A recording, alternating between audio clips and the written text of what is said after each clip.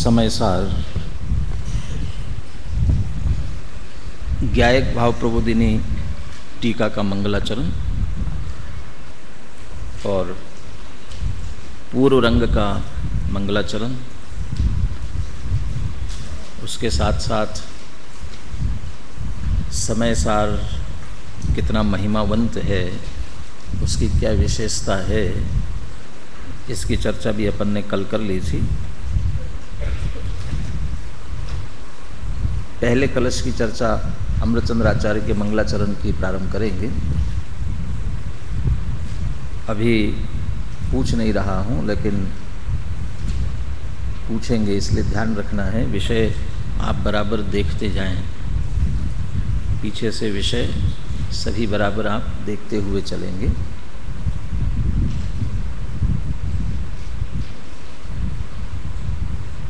मंगलाचरण इष्ट देव को स्मरण किया जाता है, देवशास्त्र गुरु को स्मरण किया जाता है मंगलाचरण में। तो इस मंगलाचरण में वो इष्ट देव का, देवशास्त्र गुरु का स्मरण है कि नहीं है, ये इस सब के संदर्भ में भी क्रमशः चर्चा करेंगे। वैसे तो प्रतिदिन मंगलाचरण में छंद आप बोलते हैं, लेकिन फिर भी छंद अभी बुलवाऊंगा मैं। जहाँ थोड़ा सा स्खलन होने का, गलत बोलते हैं कुछ लोग, वो स्पष्ट हो जाए। सामूहिक में बात पकड़ में नहीं आती है, व्यक्तिगत बुलाते हैं तो ख्याल में आती है, इसलिए वह भी प्रत्येक को स्पष्ट हो जाए, इसके लिए श्लोक बुलवाता हूँ एक बार, तो आप सभी दोहराएं उसी हिसाब से। नमः समय साराय स्वानुभूत्या चकासते चित्स्वभावाय भावाय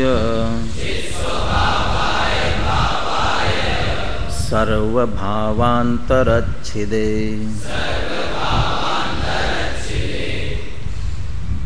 स्वानुभूत्या, इसमें गड़बड़ होती है, स्वानुभूत्या नहीं है। अभी आप कल जब अभी दोहराएंगे तब भी ध्यान देना, आप तो सुधार के बोलने का ही प्रयास करना। ह्रस्व नहीं है, दीर्घ है, इसलिए स्वानुभूत्या चकासते, भ में ऊ की मात्रा दीर्घ है, उसी अनुसार उच्चारण आना चाहिए। सामान्य अर्थ करते हैं, उसके बाद फिर दोहराएंगे एक बार। संस्कृत का अध्ययन आपने किया है और आपको कराया है, जिस उद्देश्य से कराया है, आपने पढ़ा है, तो उसे यहाँ लागू करना, उसे बराबर यहाँ समझना। कौमुदी में एक नियम आपने पढ़ लिया है, नमः की योग में चतुर्थी विभक्ति होती है, भाई इसीलिए यहाँ नमः आया है, इसलिए चतुर्थी विभक्ति का प्रयोग किया गया है। नमः समय साराय,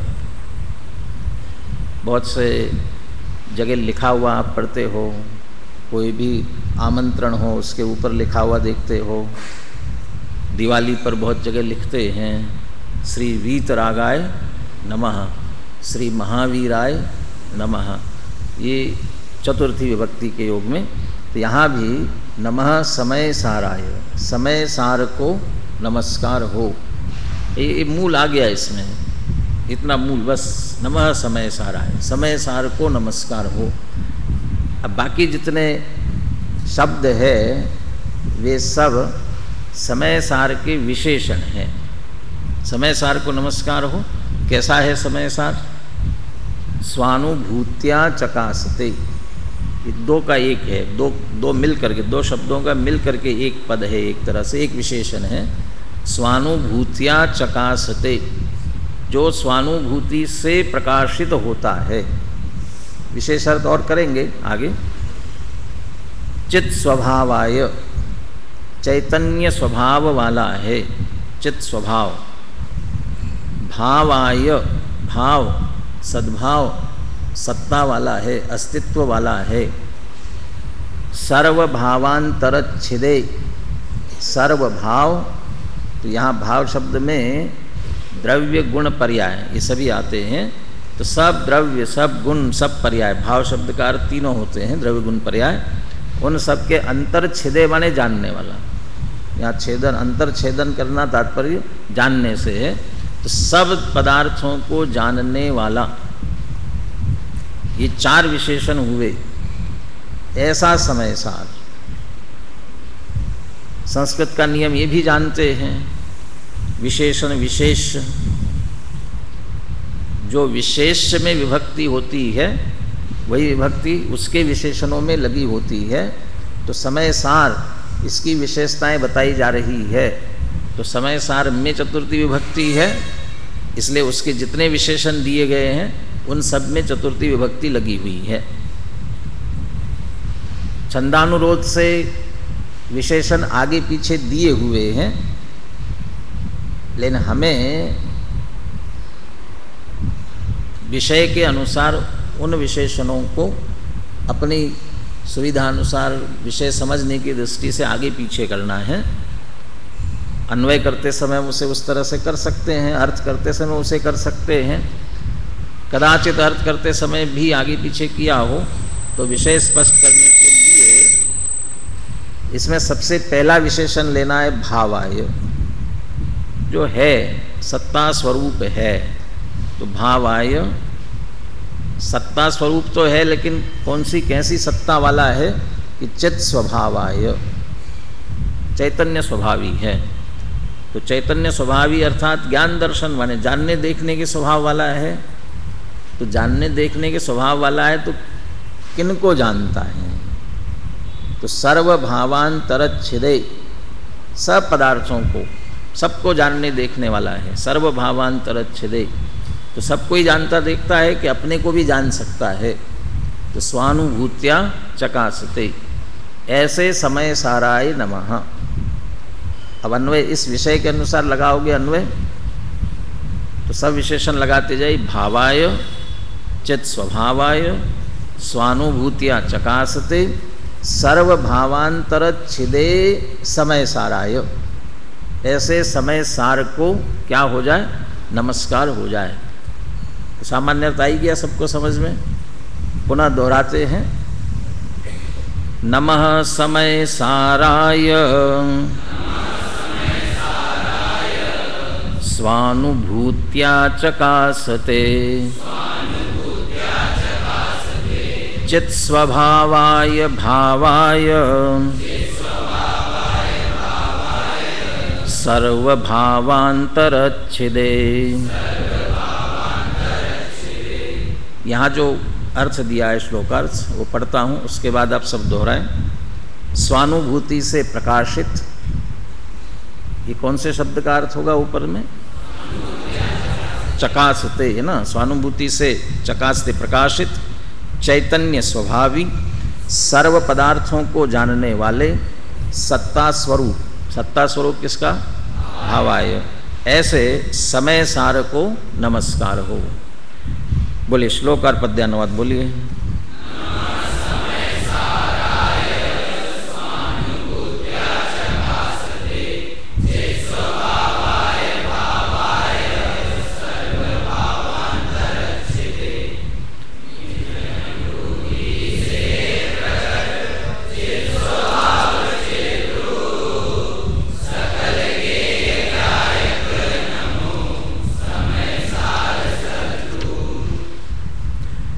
अब विशेष चर्चा अपन प्रारंभ करते हैं। कोई शब्द और विशेष आ जाएगा ख्याल में सभी।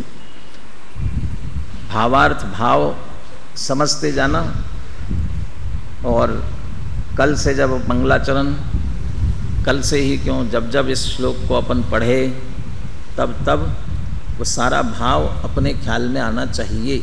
इस दृष्टि से उस विषय को आप पूरा आप समझते हुए चले। नमः माने नमस्कार हो, समय सारा है माने समय सार। समय सार माने क्या होता है? तो पीछे जयचंद जी छाबड़ा का मंगलाचरण पढ़ा था, वहाँ समय शब्द के बहुत से अर्थ किए हुए थे, लेकिन उनमें सबसे उत्कृष्ट शुभ अर्थ समय है।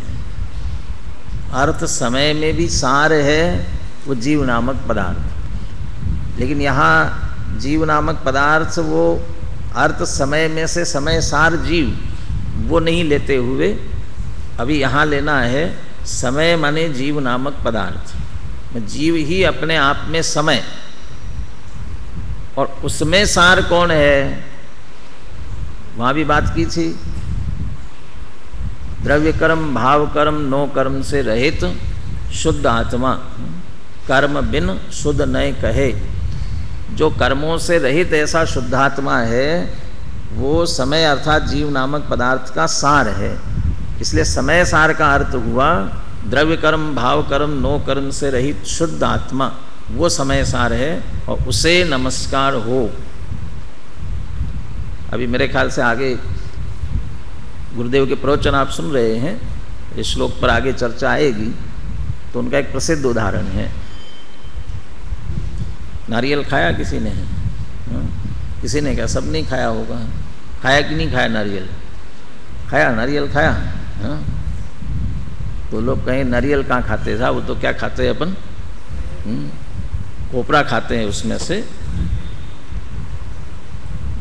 तो उसको ही नारियल खाना कहते हैं। लेकिन नारियल में से खाने योग्य क्या है उसमें से, और वहाँ तक पहुँचने के लिए ये सब हटाते हुए पहुँचते हैं। कि देखो वहाँ भी उसमें भी ये तीन चीज़ें हैं। जैसे यहाँ बात की द्रव्य कर्म नो कर्म भाव कर्म, ऐसे वहाँ भी वो तीन चीज़ें हैं।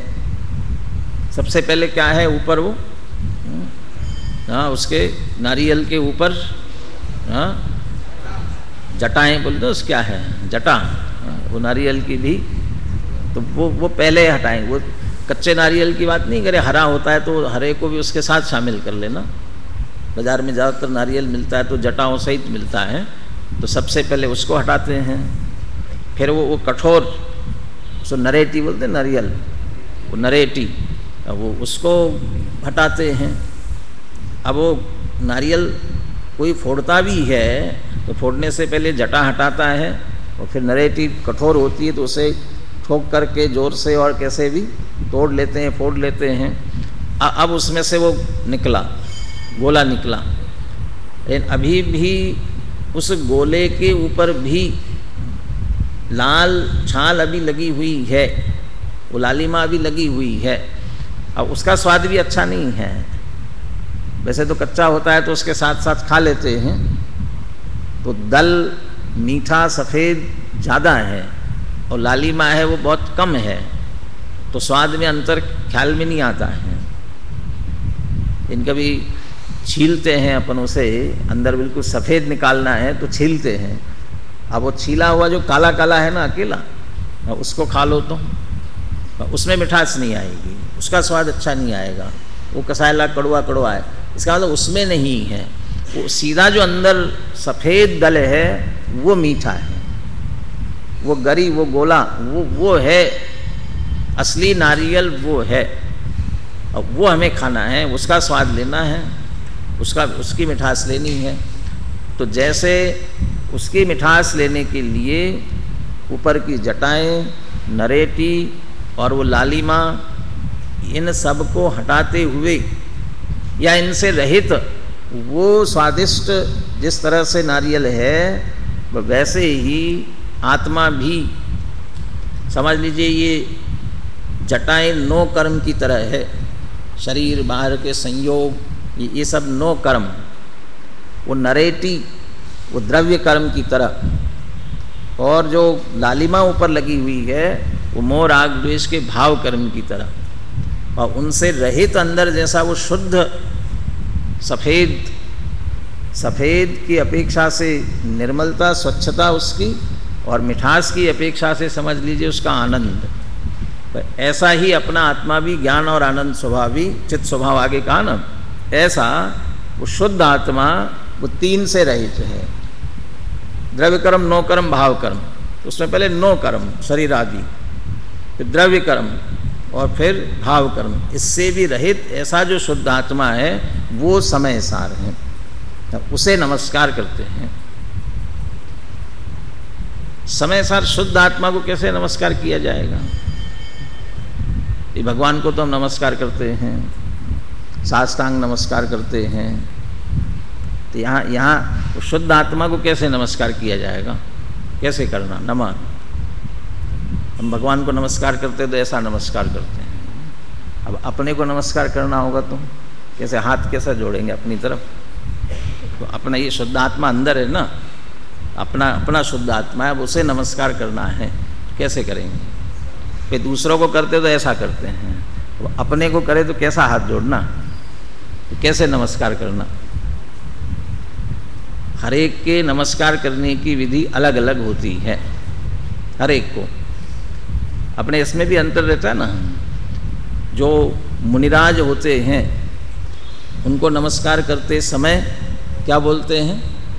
नमोस्तु बोलते हैं, नमोस्तु। अब क्षुल्लक, ऐलक और जो अर्जिका, इनको नमस्कार करते समय वंदामी बोलते हैं, वंदामी। और बाकी जो क्षुल्लिका है, क्षुल्लक ऐलक में भी अंतर करते हैं, ऐलक और क्षुल्लक। तो क्षुल्लक है और क्षुल्लिका है, उनको नमस्कार करते समय इच्छामी बोलते हैं। तो ये अंतर किया ना, ये तो बोलने में अंतर कर रहे हो, फिर हाथ जोड़ने में और उसमें तो उसी तरीके से अंतर कर रहे हो। फिर भी नमस्कार करने की, पूजा करने की अलग अलग पद्धति, अलग अलग विधि है। किसको नमस्कार किया जा रहा है, किसकी पूजा की जा रही है, वो उसी अनुसार नमस्कार पूजा किया जाता है। दादा जब बात करते हैं, एक उदाहरण देते हैं। भारतीय संस्कृति की पूजा करने की पद्धति बड़ी विचित्र है। गंगा की पूजा कैसे की जाती है? नदी की, गंगा की पूजा कैसे करेंगे? गंगा में डुबकी लगाएंगे, गंगा में से ही एक लोटा जल भरेंगे, वो क्या करेंगे? गंगा में ही समर्पित कर देंगे, गंगा की पूजा हो गई। और चलो वो तो लोटा कोई लेकर के गया होगा तो लोटा होगा, और लोटा भी नहीं होगा तो क्या करेगा? वो अपने हाथ से ही पानी भरा उसी में से और उसी को समर्पित कर दिया, हो गई पूजा। तो उसकी पद्धति है। और कहते सूरज की पूजा करने वाले, सूर्य, उसकी पूजा करने वाले किससे करते हैं? कहते सूरज की पूजा दीपक से करते हैं। तो सूर्य तो स्वयं प्रकाशमान है ना, और प्रकाशमान है, और उसकी पूजा दीपक से करते हैं। और जल स्वयं, गंगा नदी जो है स्वयं जलमय है, और उसे क्या समर्पित करते हो? जल समर्पित करते हो। तो ऐसे है, हर एक की अलग अलग है। उज्जैन में महाकाली है, मंदिर है ना, वहाँ क्या समर्पित करते हैं मालूम है?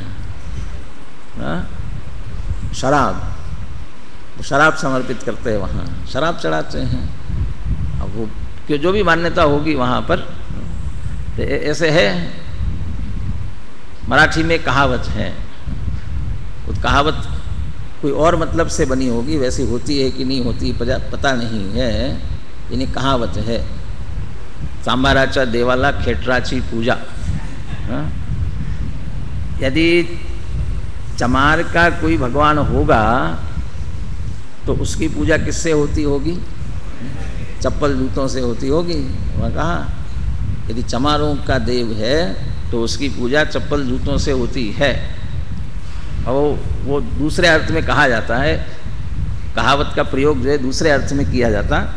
जैसे ये भी कहते हैं ना, कभी कोई ज़्यादा गड़बड़ कर रहा होगा ना तो उससे कह देते हैं ना, आज इसकी पूजा करनी है, आज उसकी पूजा होनी। तो पूजा मतलब क्या होता है वहाँ पर? आजकल क्लास शब्द का प्रयोग भी किया जाता है, क्लास। कल गौरव और विकास की क्लास लगी थी, मालूम है कि नहीं सबको? लगती है क्लास, सबकी लगती है, और आप सबकी भी क्लास लगी हुई है। अब वो दूसरी क्लास कैसे लगती है? अब वो क्लास लेने का मतलब भी अलग हो जाता है ना, पूजा करने का मतलब भी अलग हो जाता है। ऐसे नमस्कार करने की विधि भी अलग अलग है, हर एक की विधि अलग अलग है, पूजा पद्धति हर एक की अलग अलग होती है। देवशास्त्र गुरु की पूजा की पद्धति उस तरह की होती होगी, लेकिन यहाँ समय सारूप शुद्धात्मा को नमस्कार किया जा रहा है। वो शुद्धात्मा को नमस्कार कैसे होगा, शुद्धात्मा का नमस्कार कैसे किया जाता है? तो वास्तव में शुद्धात्मा का नमस्कार शुद्ध आत्मा को जानना, पहचानना और उसमें लीन होना, यही शुद्धात्मा के प्रति नमस्कार है। आगे चल करके जो गाथा, पहली गाथा आएगी, उसकी टीका में द्रव्य भाव स्तवाभ्याम ऐसा कहेंगे कि द्रव्य नमस्कार और भाव नमस्कार, जो सिद्ध भगवंतों को नमस्कार किया ना, दो प्रकार से किया है, वहाँ भी भाव नमस्कार का अर्थ यही है। तो समय सारूप शुद्धात्मा को नमस्कार, शुद्धात्मा को जानना, पहचानना, उसमें लीन होना। नमना झुकना, तो हमारा उपयोग जो पर में नम रहा है, पर की ओर झुक रहा है, पर की ओर जा रहा है, वहाँ से हटा करके अपने उपयोग में उसे नमाना, अपने उपयोग की तरफ, अपने आत्मा की तरफ उसे झुकाना। तो अपने आत्मा में झुकाना, उसका नाम है समय नमस्कार। समय सार को नमस्कार हो, और समय सार को नमस्कार करने की यही विधि है, उत्कृष्ट विधि यही है, यही भाव नमस्कार है, यही निश्चय नमस्कार है, यही अभेद नमस्कार है, यही अद्वैत नमस्कार है। ये बृहद द्रव्य संग्रह वगैरह में आप पढ़ेंगे, उसमें इस तरह के दिए हैं, अद्वैत नमस्कार, अभेद नमस्कार, वो निश्चय नमस्कार, भाव नमस्कार, ये असली नमस्कार है। ये नमः समय साराय। जिनवानी के स्तुति में भी एक छंद बोलते हैं, एक ही छंद जो स्तुति के संबंध में बोलते हैं कभी कभी आप लोग, उसमें भी इस शब्द का प्रयोग किया हुआ है। माने माँ सरस्वती प्रति भाव वंदन, दृष्टि निज में जोड़ी के। सरस्वती अर्थात जिनवानी के प्रति भाव वंदना कौन सी है? तीन प्रकार का नमस्कार समझ लीजिए, जो आप रोज करते हो ना, यहाँ आकर के जिनवानी विराजमान होती है, या अंत में आप जब जाते हैं तो जिनवानी स्तुति विनय करके जाते हैं, तो जिनवानी विराजमान है आपके सामने है, तो उसे जो हम ये नमस्कार कर रहे हैं, ये बहुत स्थूल नमस्कार है, ये द्रव्य नमस्कार बहुत दूर का। दूसरा कहेंगे जिनवानी को नमस्कार तो है कि जिनवानी को पठन पाठन करना, पढ़ना, जिनवानी का अध्ययन करना। अकेला अलमारी में रख करके, आलय में रख करके, या जहाँ भी विराजमान करके उसकी पूजा कर ली, तो ये इसका नाम वो जिनवानी की विनय नहीं है। जिनवानी की असली विनय है, जिनवानी की असली पूजा है अध्ययन मनन करना, पढ़ना।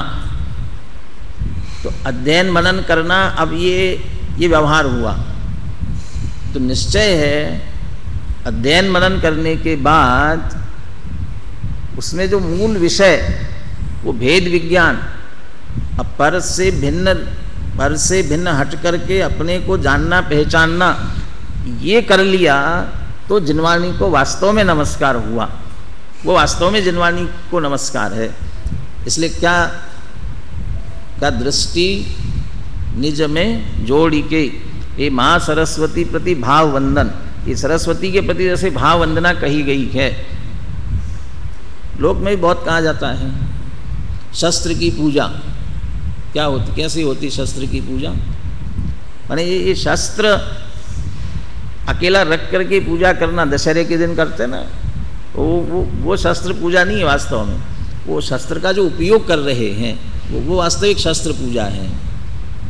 काम करने वाले, खेती किसानी करने वाला जो भी वो उसे कर्म ही पूजा है, वो कार्य करते हैं, वो वही पूजा है।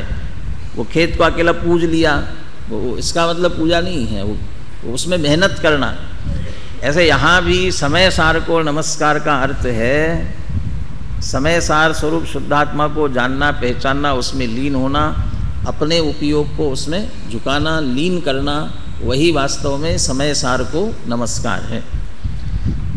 अब इसके जो विशेषण दिए गए उन विशेषणों में द्रव्य, गुण और पर्याय, इस रूप में उन विशेषणों को विभाजित किया। 4 विशेषण हैं, इससे एक विशेषण द्रव्य का, एक विशेषण गुण का और 2 विशेषण पर्याय से संबंधित है।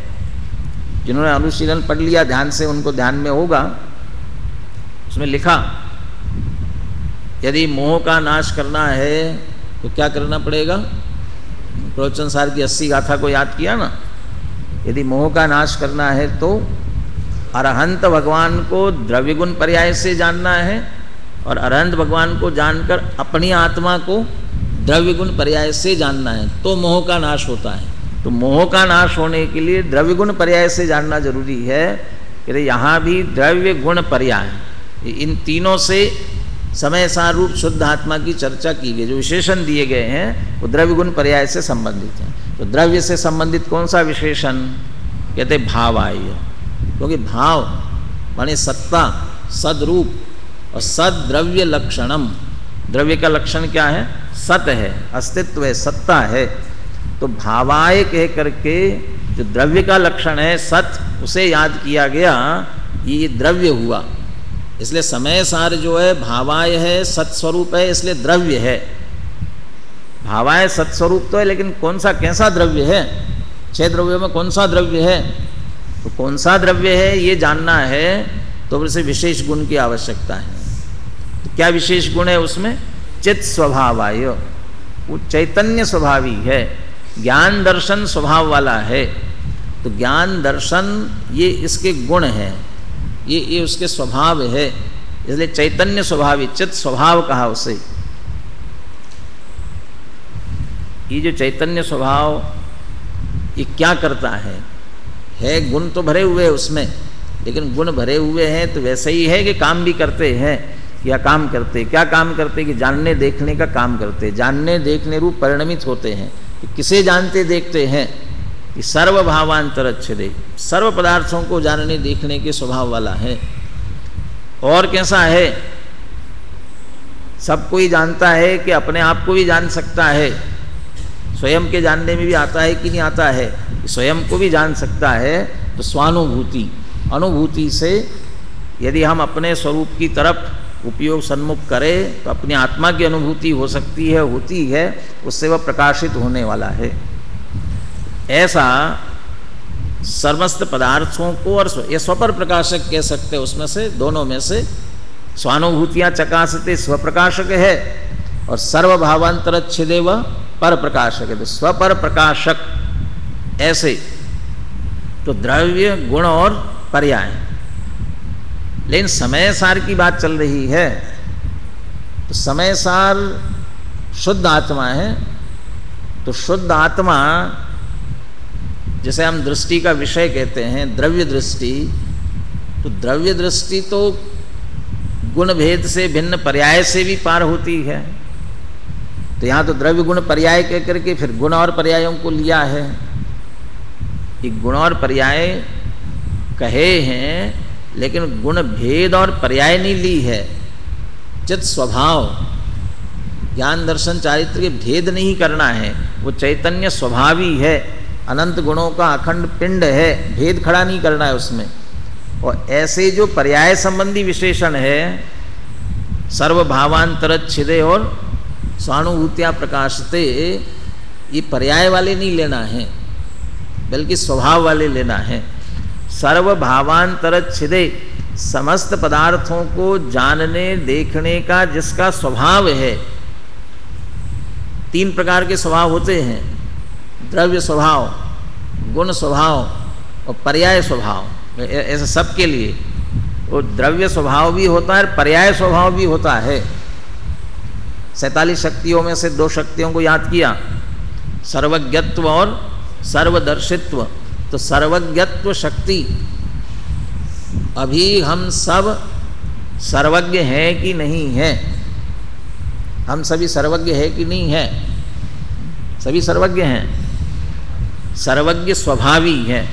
तो सर्वज्ञ स्वभावी अभी है कि जब अरहंत बनेंगे तब होंगे? तो अभी है तो स्वभाव है ना अभी, लेकिन वो सर्वज्ञता पर्याय में प्रकट होती है ना, इसलिए वो पर्याय में प्रकट होती है, इसलिए उसको पर्याय स्वभाव का सर्वज्ञ, सबको जानने देखने रूप पर्याय, केवल ज्ञान वो पर्याय है, इसलिए उसको पर्याय के रूप में याद किया।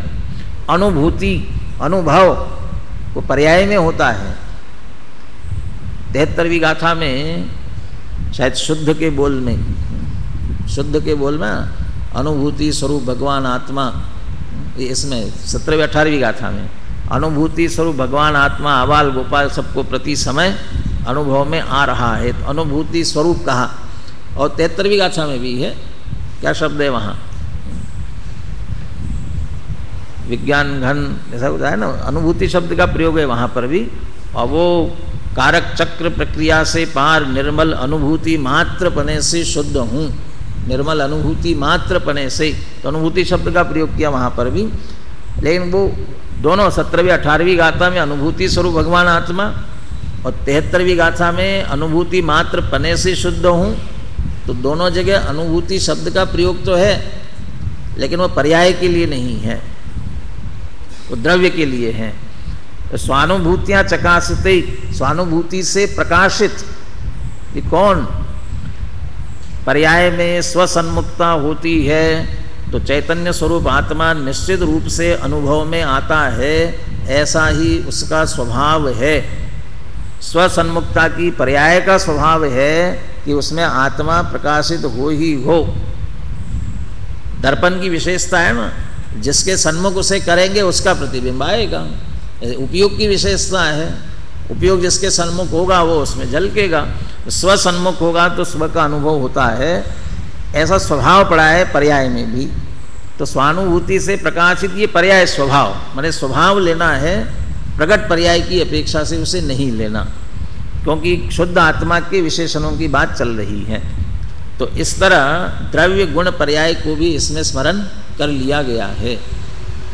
अब क्रम से इसमें बात ये करते हैं, सबसे पहले सत्ता भावाय, ये विशेषण क्यों लेना, भावाय विशेषण क्यों लेना सबसे पहले?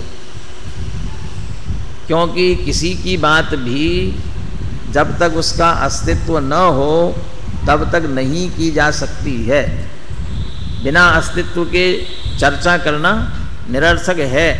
सबसे पहले सत्ता होनी चाहिए, सत्ता ही नहीं हो तो उसका वर्णन करना, चर्चा करना निरर्थक है। तो आत्मा की चर्चा तो बड़ी बड़ी करें, अब ऐसा आत्मा हो ही नहीं तो सारी चर्चा करना क्या हो जाएगा, निरर्थक हो जाएगा।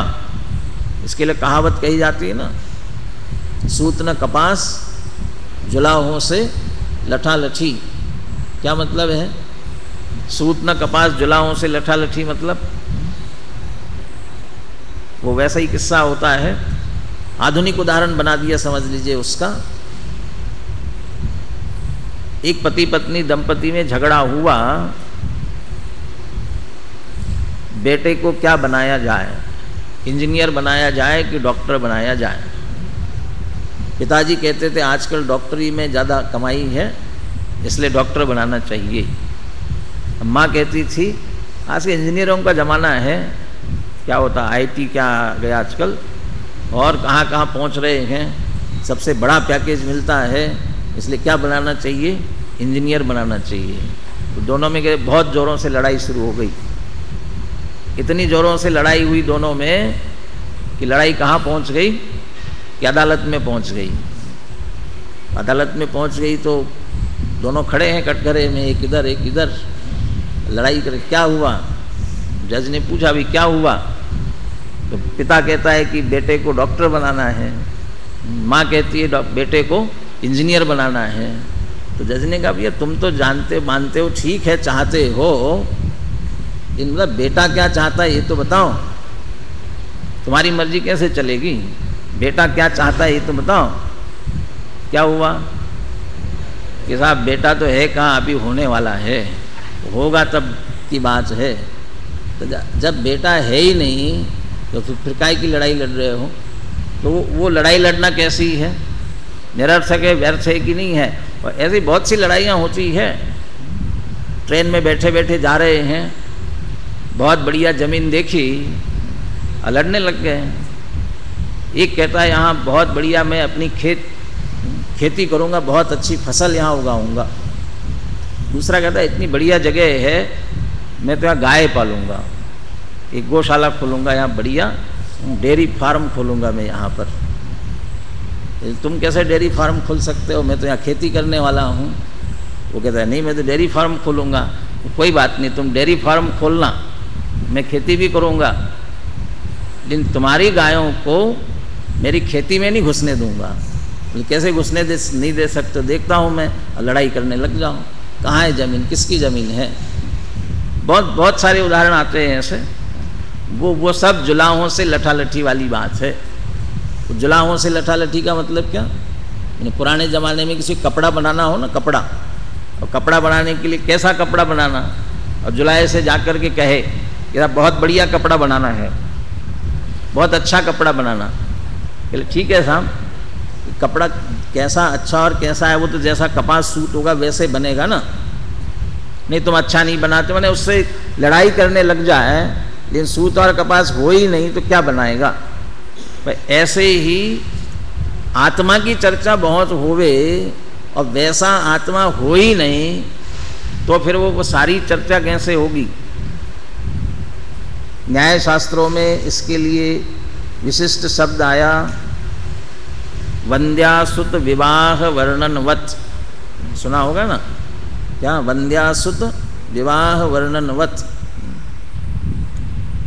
ये भांज की लड़के की शादी में गए थे तुम लोग, कैसी शादी हुई?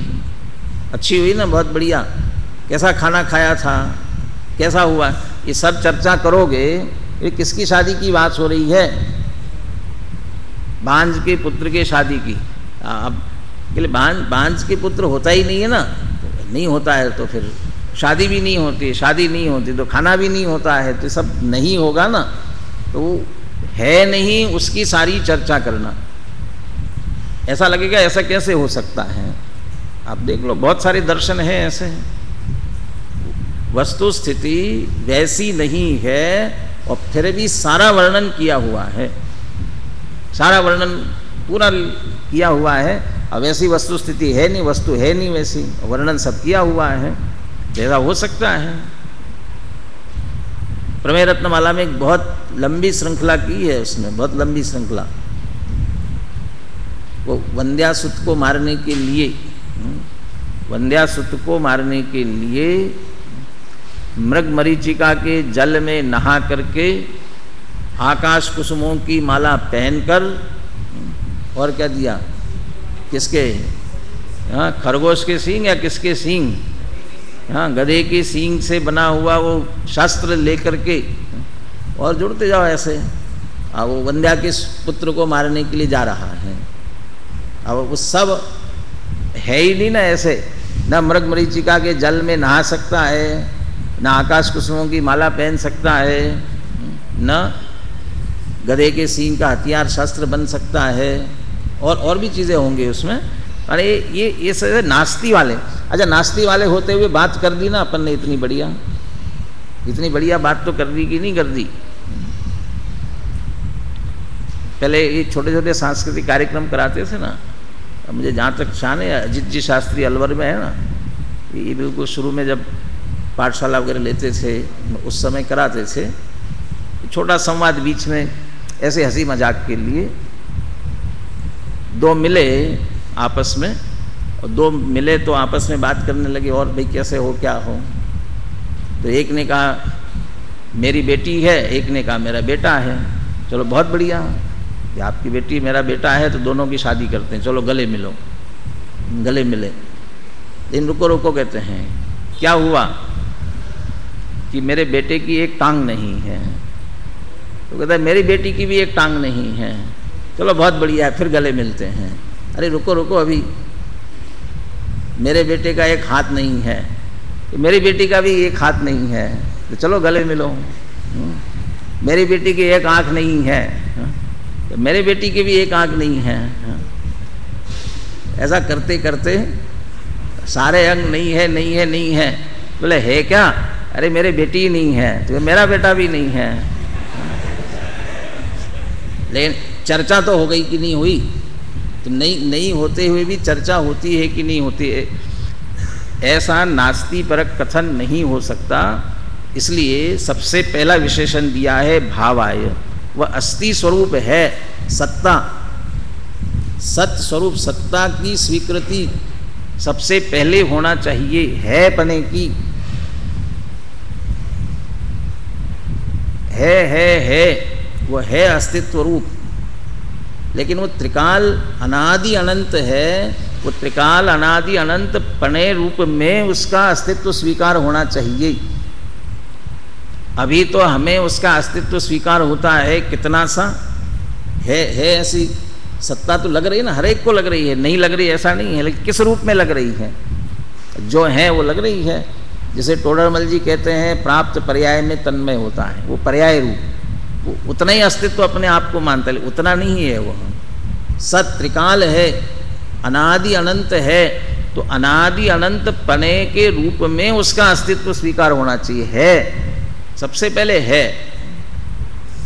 सम्यक दर्शन की नई नई परिभाषाएं निकाली जाती है ना, उसमें से एक परिभाषा इस रूप में भी निकाली, अस्ति की मस्ती, उसका नाम सम्यक दर्शन।